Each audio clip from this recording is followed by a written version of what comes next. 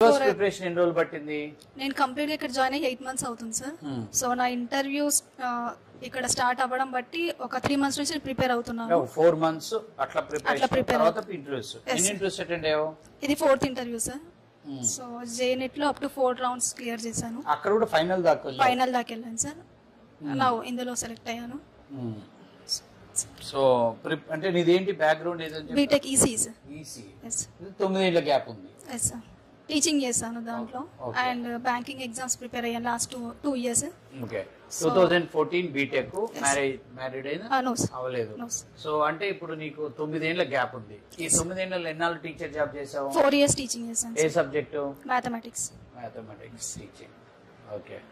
అది కొంచెం హెల్ప్ అయిందా ఇక్కడ ప్రిపరేషన్? మొన్న జేనెట్ అది ఎవరు చెప్పారు ఇది ఇన్స్టిట్యూట్ గురించి? మా మదర్ యూట్యూబ్ స్క్రోల్ చేస్తూ ఉంటే మీ వీడియో కనిపించి ఇక్కడ. సో అందరూ ఏమన్నారు? 9 ఏళ్ల